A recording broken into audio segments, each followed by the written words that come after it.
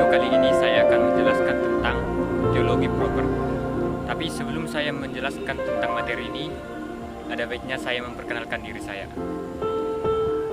Nama saya Junaidi Diki Chandra Simurangkir dari Prodi Pendidikan Agama Kristen Grup B. Saya kuliah di IAKN Tarutung.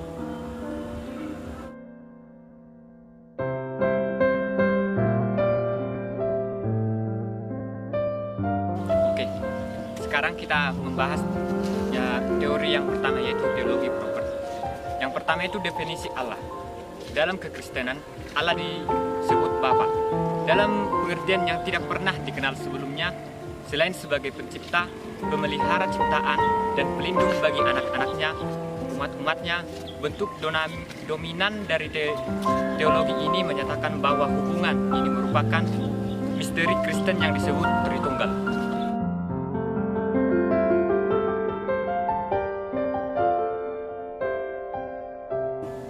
Yang selanjutnya adalah pernyataan umum. Secara umum, Allah menyatakan dirinya melalui 3 sarana, yaitu yang pertama, alam semesta, yaitu yang tertulis dalam Ayub 12 ayat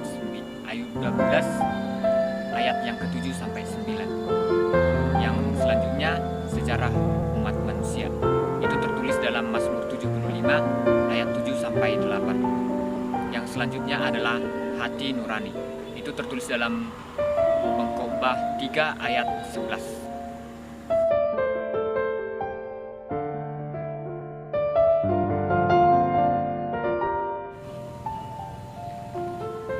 Yang selanjutnya itu adalah pernyataan khusus. Allah menyatakan dirinya secara khusus melalui hal-hal berikut. Yang pertama, melalui Alkitab, tertulis dalam Yohanes 6 ayat 68, di mana Allah menyatakan dirinya dan kehendaknya. Alkitab menuntun manusia kepada keselamatan, tertulis dalam 2 Timotius 3 ayat 15.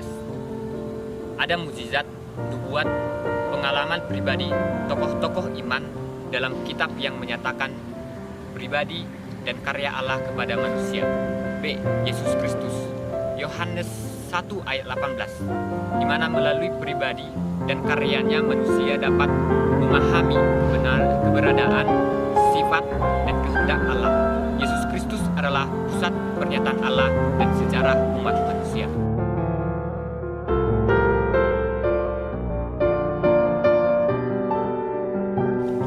Yang ketiga itu adalah keberadaan Allah. Kepercayaan akan adanya Allah didukung oleh beberapa alasan.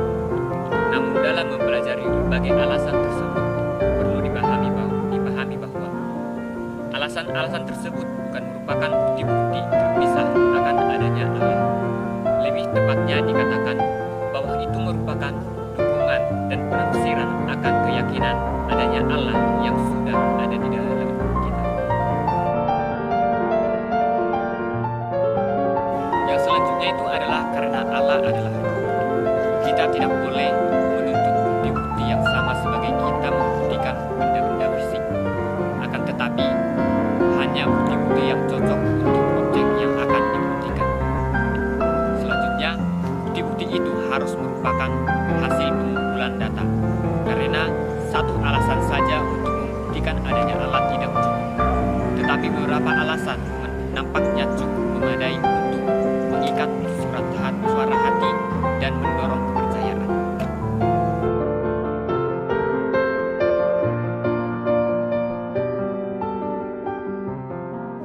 Teori-teori anti-teistik. Ada beberapa golongan besar dari mereka yang tidak mau mengakui pernyataan Allah tentang dirinya, yaitu 1. Ateisme. Ada ajaran yang tidak mengakui adanya Allah. Adalah ateisme, ada 3 pandangan. Yang selanjutnya, agnostisisme.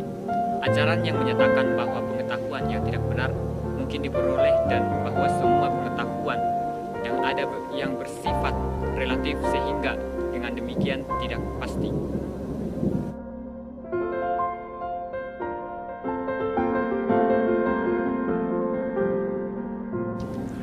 Yang selanjutnya adalah nama-nama Allah. Alkitab menuliskan bahwa Allah menyatakan dirinya melalui beberapa nama, yaitu yang pertama El atau Allah, yaitu istilah bagi yang ilahi. Yang selanjutnya El Elyon, yaitu Allah yang Maha Tinggi, yang tertulis dalam Mazmur 78 ayat 35. Yang selanjutnya adalah El Olam, yaitu Allah yang kekal, tertulis dalam Kejadian 21 ayat 33. Yang selanjutnya adalah El Shaddai, yaitu yang Maha Kuasa, tertulis dalam Kejadian 17 ayat 1.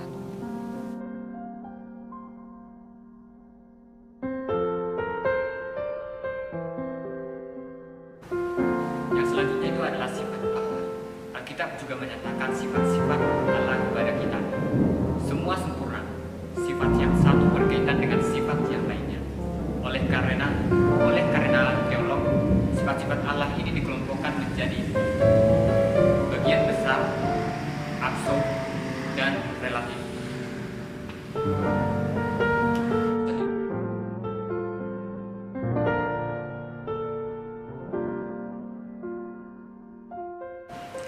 Yang selanjutnya itu menjelaskan tentang ketritunggalan Allah. Secara tritunggal berarti tiga dalam satu, sekalipun tidak secara eksplisit dituliskan dalam Alkitab, tetapi dari berbagai kitab kita tahu bahwa Allah kita adalah tritunggal, yang artinya Allah yang Maha Esa dalam tiga waktu yang berbeda. Tertulis dalam Ulangan 6 ayat 4. Yang selanjutnya saya akan menjelaskan tentang pengertian Tritunggal yang salah dan yang benar. Pengertian Tritunggal yang salah. Dalam sejarah gereja pernah muncul pengajaran yang salah dalam memahami doktrin Tritunggal ini. Pengertian Tritunggal yang benar. Berikut ini merupakan sebagian ayat yang merupakan dasar doktrin Tritunggal, yaitu kata Ibrani untuk Allah dan Elohim, yaitu memiliki akhiran im yang menunjukkan kejamakan, tertulis dalam Kejadian 1 ayat 1. Yang selanjutnya kata ganti kita dalam proses penciptaan menunjukkan kejamakan, tertulis dalam Kejadian 1 ayat 26. Yang selanjutnya formula penyampaian berkat Allah dalam Perjanjian Lama, tertulis dalam Bilangan 6 ayat 24 sampai 26. Yang selanjutnya pernyataan Allah secara menyeluruh dalam pembaptisan Yesus Kristus. Bapa yang berfirman, Yesus Kristus adalah oknum kedua yang menjadi manusia, dan Allah Roh Kudus yang turun dalam bentuk merpati, tertulis dalam Matius 3 ayat 16 sampai 17.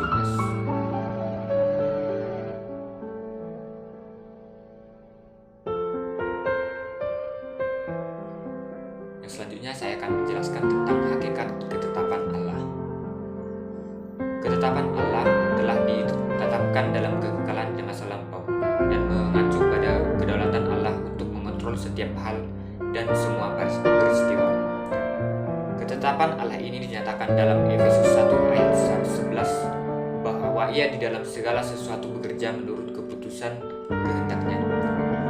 Jadi ketetapan Allah adalah maksud yang kekal menurut keputusan kehendaknya, di mana bagi kemuliaannya Ia telah menetapkan segala sesuatu yang terjadi. Allah mempunyai kekuasaan dan kontrol mutlak, namun harus dinyatakan juga bahwa manusia bertanggung jawab untuk tindakannya yang berdosa. Allah tidak pernah menciptakan dosa atau kedaulatannya mengganti tanggung jawab manusia.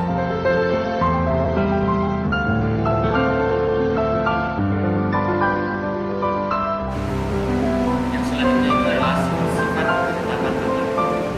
Berikut ini menjelaskan tentang sifat-sifat ketetapan Allah.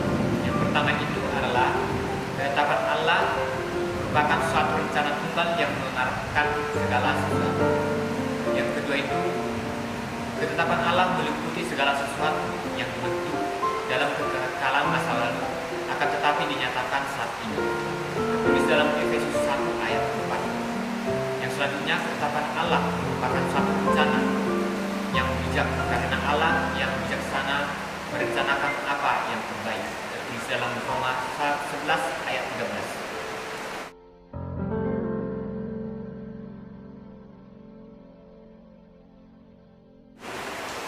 Yang selanjutnya itu adalah wujud ketetapan Allah. Ketetapan Allah nampak dalam hal-hal berikut. Yang pertama, dalam alam materi, penciptaan, ketetapan bangsa dan batas-batas, umur hidup manusia, cara mati manusia. Yang selanjutnya, dalam alam sosial, menetapkan jodoh dan keluarga, pemerintahan. Yang selanjutnya, dalam rohani.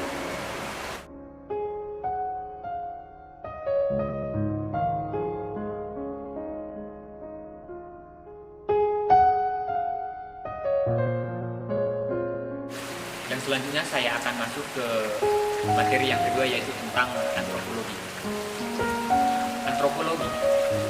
Antropologi adalah yang berasal dari bahasa Yunani, yaitu anthropos, yang berarti manusia, dan logos, yang berarti wacana atau bernalar dan berakal, atau disebut ilmu.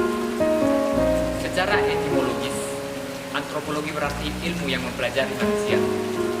Menurut Kamus Oxford, antropologi adalah studi tentang masyarakat dan budaya manusia dan pengembangannya. Dapat diartikan studi tentang karakteristik biologis dan fisiologis manusia dan evolusi.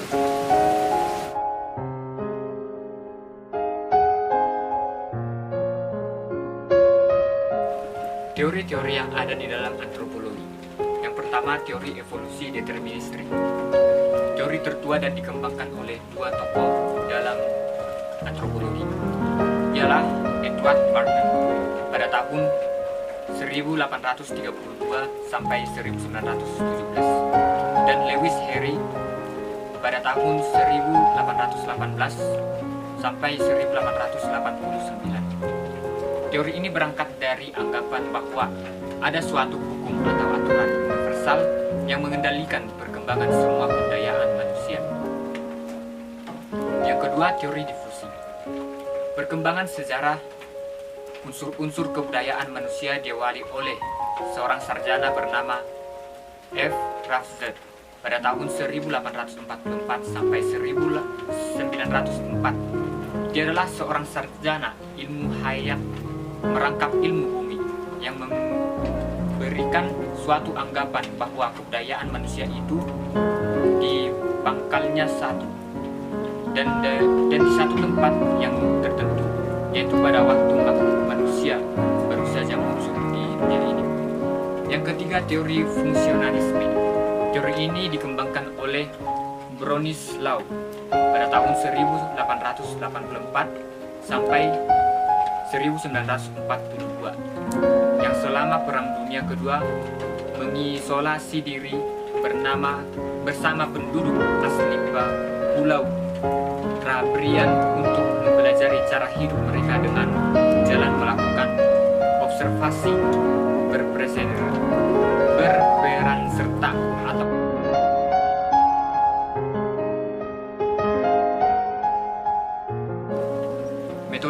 metode yang dipakai dalam kajian antropologi. Yang pertama itu adalah pengumpulan fakta.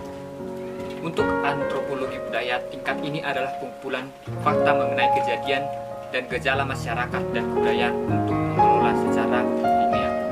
Yang kedua itu tentang penentuan ciri-ciri umum dan sistem. Hal ini adalah tingkat dalam cara berpikir ilmiah yang bertujuan untuk menentukan ciri-ciri umum dan sistem himpunan fakta yang dikumpulkan dalam suatu penelitian. Yang ketiga, verifikasi. Metode-metode untuk melakukan verifikasi atau pengujian dalam kenyataan terdiri dari cara-cara yang harus menguji kaidah-kaidah yang telah dirumuskan atau yang harus diperkuat atau pengertian yang telah dicapai.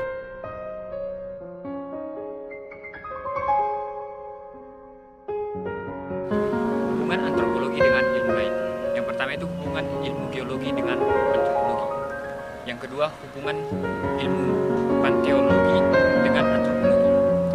Hubungan ilmu anatomi dengan antropologi. Yang selanjutnya, hubungan ilmu kesehatan masyarakat dengan antropologi. Yang selanjutnya, hubungan ilmu linguistik dengan antropologi. Yang selanjutnya, hubungan arkeologi dengan antropologi.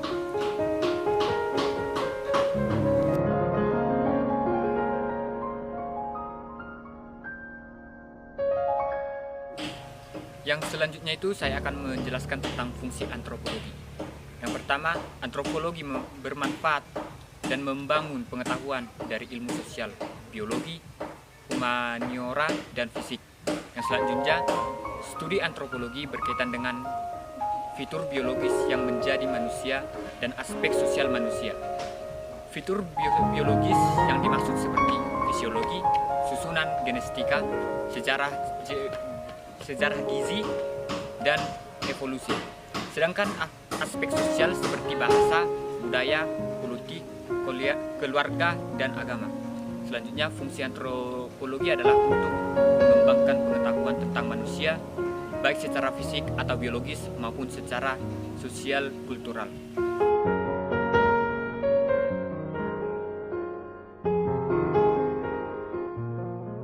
Yang selanjutnya saya akan membahas tentang tujuan antropologi. Yang pertama, mengetahui pola perilaku manusia dengan kehidupan bermasyarakat secara universal maupun pola perilaku manusia pada tiap-tiap masyarakat atau suku bangsa. Selanjutnya, mengetahui kedudukan dan peran yang harus dilakukan sesuai dengan harapan warga masyarakat dari kedudukan yang sedang disundang. Yang selanjutnya, memperluas wawasan tentang pergaulan umat manusia di seluruh dunia yang mempunyai kekhususan sesuai dengan karakteristik daerahnya sehingga menimbulkan toleransi yang tinggi. Yang selanjutnya, mengetahui berbagai macam problema dalam masyarakat, memiliki kepekaan terhadap kondisi-kondisi dalam masyarakat serta mau mengambil inisiatif pemecahan masalah.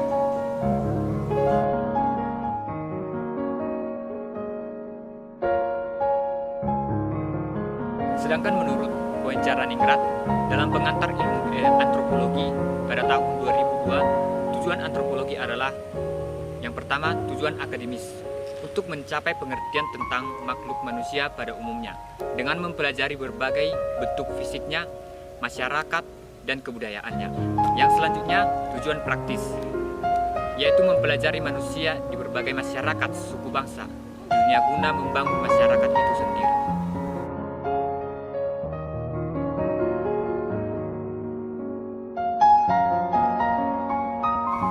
Selanjutnya saya akan menjelaskan objek ilmu antropologi.